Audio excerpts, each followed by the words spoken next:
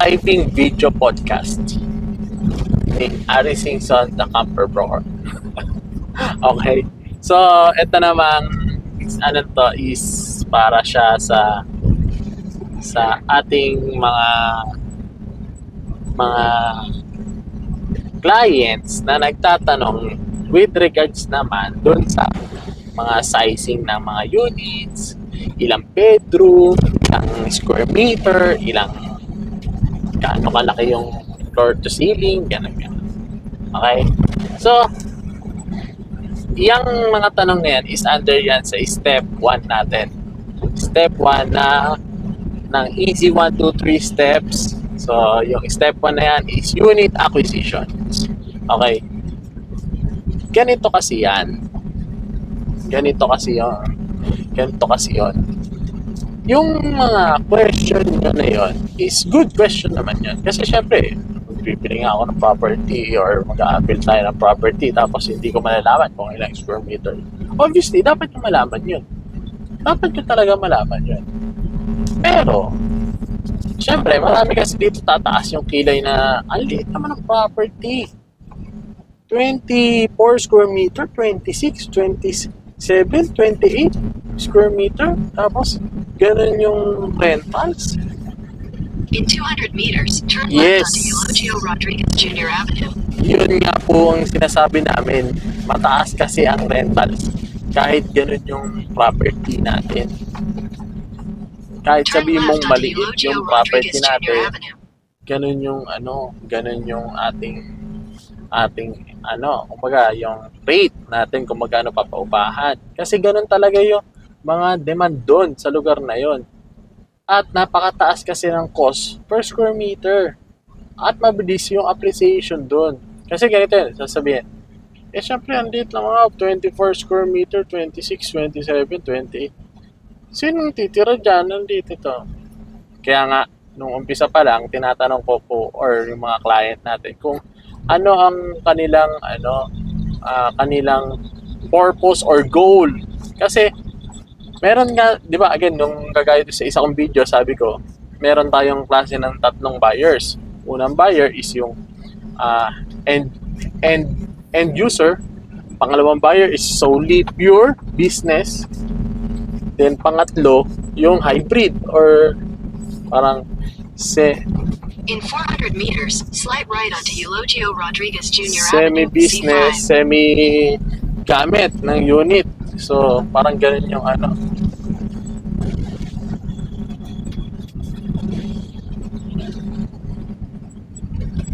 ng property. So, ngayon, kailangan malaman natin or ma-define natin kung ano yung purpose ng pagkuha natin ng property. It is for end use. Ikaw ba ang titira dun sa property na yon? Ikaw ba ang gagamit ng property na yon for the next 20 years? Kasi nalipat ka sa work mo doon. Then the next is, kung sa business is talagang gusto ko lang kumita yung pera ko dyan, kaya ako bibili itong property na to, something na ganon. So, kung ganong klase ka naman, di ba? So, yung pangatlo is hybrid. Gusto ko tumaas yung property, yung papaupahan yung pera dyan, tapos yung mga something dyan, tapos pagkakita ko ng pera, bebenta ko rin yan. Pero gusto ko rin nagagamit ko rin yung property. Okay? So, yun. Siyang tagal sa trapiko, 9 na minuto. 9 minutes daw traffic. So, yun. Kung end user ka, syempre, depende rin kung ilan naman yung titira kasama mo. 2, 3, ilang square meter pa gusto mo. So, napaka-big factor talaga nan. Kasi yun yung space na tutuluyan mo eh. For the next 20 years, 15 years, 10 years, or sa schooling mo, 5 years, gano'n. But then again, kung ang goal naman natin is pure business, tapos yung isa yung hybrid kasi natin nasa 50% to 70% na business, tapos the next 50 to 30% is yung gagamitin yung property seasonally. Ngayon, syempre, hindi na tayo para maghanap ng mga big cats kasi bibihirang developers na lang ngayon yung ganon na big cats tapos Ang sinasabi ko lang dito is kung ano yung nandun yung demand eh. Andun na yung, kumbaga, ito na yung winning tactics, winning formula, pwede na natin kopyahin ASAP. Di ba? Ilang years na to ilang years na nag-run yung ganitong sistema. Actually, tawag dito ay dati rin, nung ako rin, sabi ko, ang liit naman ng cut. Dati nga, may 34 square meter. Ngayon, nasa 26 na lang, 28. Di ba? So, kung sa cut ng units sa square meters, I suggest hindi tayo masyadong dun sa ganun. Kasi nga, gusto na natin pataasin yung value ng property, bebenta mo rin, or tumaas na yung property house, pagkakitaan. Ang sa Airbnb, hindi gano factor yung yung laki. Unless kung napaka kitang-kita yung difference niya. For example, 26 square meter yung mga normal na units na naka-Airbnb, yung unit mo naka 77 square meter, halos 4 bedroom, 3 bedroom yun. So, talaga kitang-kita yung discrepancy. Pero syempre, mapaparent ba natin siya ng same din na 3,000 to 3,500? No! Mapaparent natin siya 10,000 pesos daily siguro kasi ang laki ng unit mo. Ang laki eh. Syempre, ang laki ng investment mo rin. Laki rin ng to.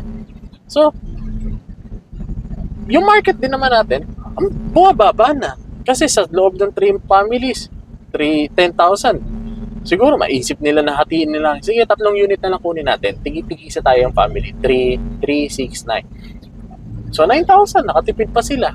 So, yun.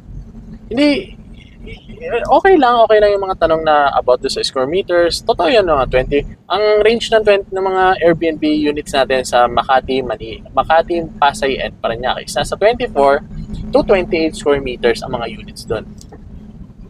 Meron pa nga parating, nasa pre-selling stage siya, pero mataas ang demand na in the future.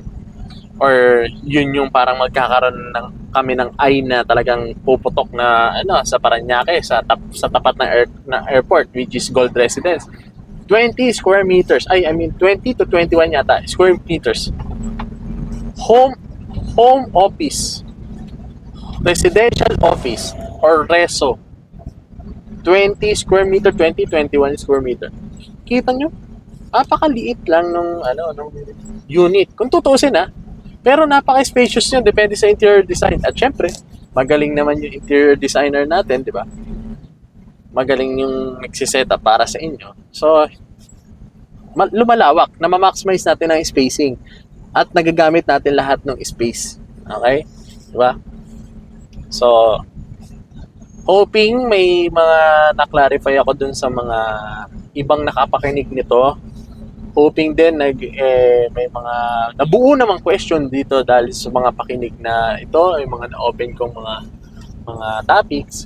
So, again, lahat ng mga gumugulo sa isip nyo, lahat ng mga na tanong sa isip nyo, mga bumubulong sa isip nyo na with regards sa real estate, pwede nyo i-message sa akin yan at try natin sagutin ASAP habang na-traffic. Traffic ngayon talaga dito C5. Anong oras ngayon? It's 4:30 in the afternoon. It's Saturday. Okay? So, ayun, para makapag-move forward na tayo sa next step. Kasi hanggat hindi natin to nasisimulan, hanggat hindi natin to, wala, stay tayo sa meron tayo ngayon. Kasi hindi tayo nagtatry, hindi natin alam kung anong mangyayari.